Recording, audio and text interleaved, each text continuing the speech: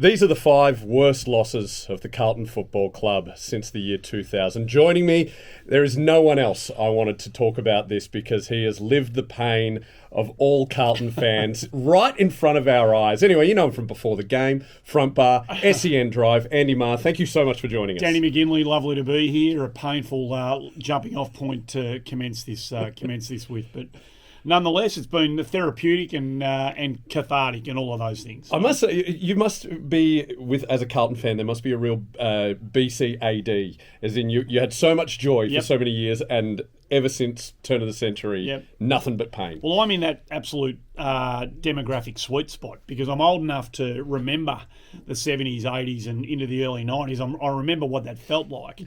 But I'm also yet to lose my cognitive capacity, so I know what it's like to live through the pain of the last 2 decades. So I am your perfect subject for this. Excellent. Well, let's go. Number 5. Number 5 is round 23, 2022. Probably needs no real introduction to Carlton supporters. For most of that season, we dared to dream. We had the ballistic start to season 2022. We were hanging on in the second half of the season. We felt like the tide was running against us for much of it, but there was still hope going into the last 2 rounds of the season. It got to the very last round of the season. We gave everything we possibly could in front of 90-something thousand at the MCG against the arch rival, only to have it torn from our grasp with our beating hearts in the hands of the Collingwood Army as Jamie Elliott kicked that goal and consigned us to missing out on the finals and another dirty mob getting in. It must be. I mean, there is famous footage of you in the commentary box with Jared Waitley, fantastically calling it. His call is magnificent. Call is magnificent, but it is pure agony on your face, and I love that you didn't even try to commentate, didn't try and be professional. You just felt the emotion because that was so much better. Well, to be fair, like a lot of people said, you just shut down for the last 2.5 minutes, completely unprofessional. As it works in TV, in radio commentary, you're back and forthing. And no, you did the right thing. I just you did the right thing.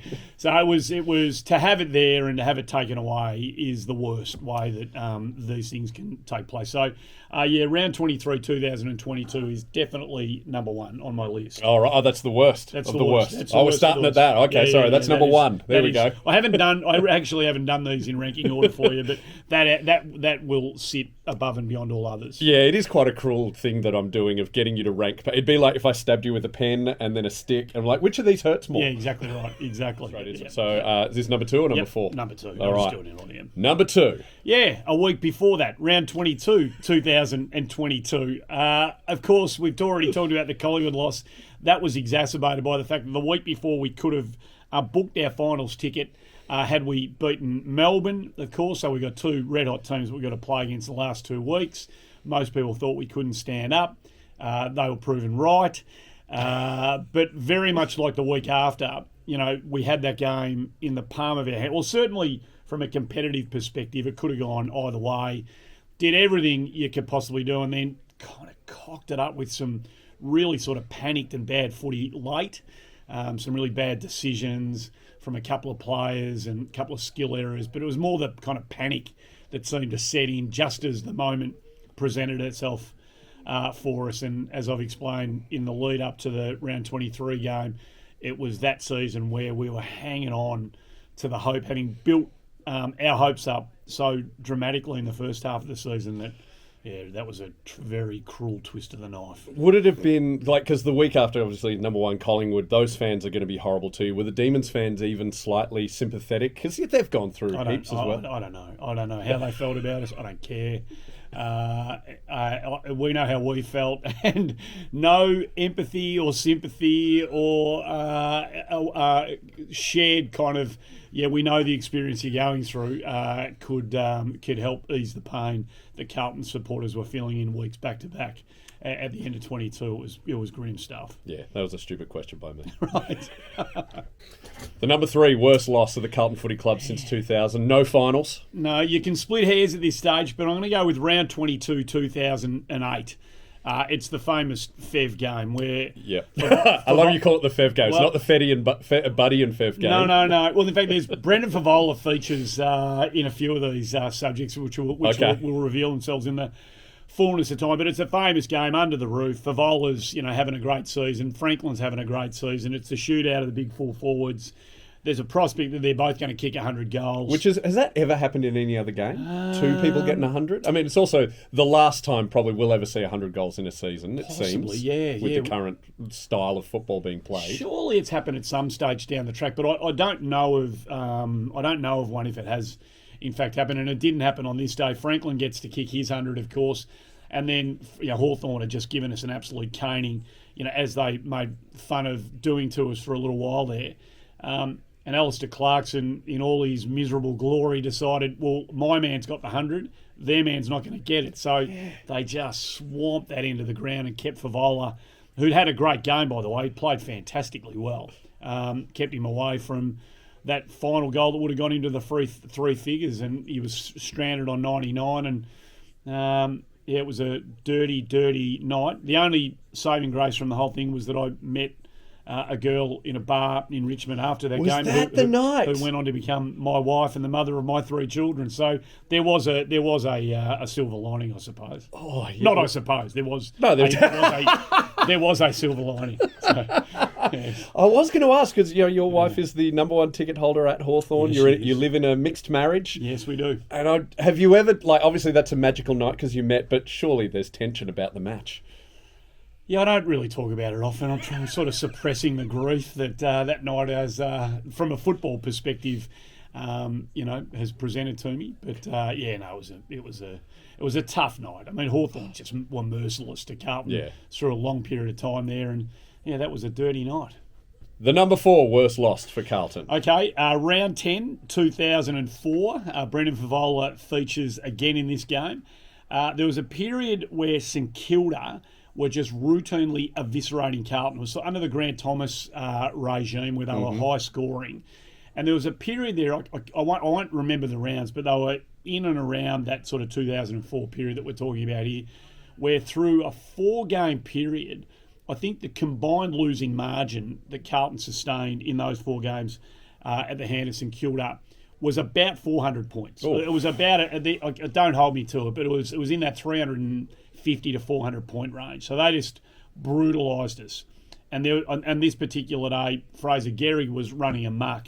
And that was the day that Dennis Pagan, in all his wisdom, decided, well, Fev's not having much of a day, so we'll throw him down at full back on Fraser Gehrig. And Fev actually, to his credit, was a duck out of water, a fish out of water, I should say, but tried his absolute gut. He tried his hardest, but he just couldn't get near Gehrig, who I don't know how many Gehrig kicked. I know St Kilda kicked 31 that day, and it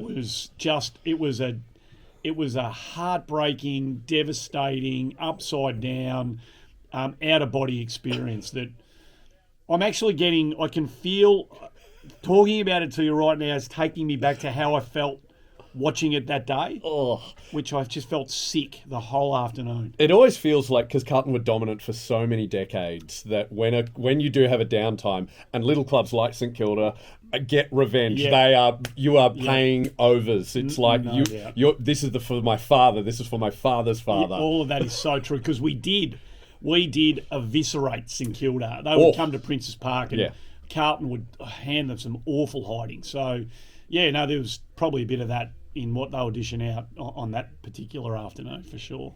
And the 5th or first worst loss, we're not counting. It's all just pain. It's all pain. From Andy Maher. What is it? Round 13, 2018. It was at the hand of Fremantle on this occasion. Only kind of Carlton supporters who can't let go will remember this afternoon. We didn't kick a goal in the first half. I think we were zip 3, zip 7 at half time. And Fremantle were not a powerhouse scoring outfit back in those days. And but they'd probably kicked 9 or 10 by that stage at half time. And it was it was horrific to watch. We were completely out of our depth, completely outmatched in every single aspect of a game of footy.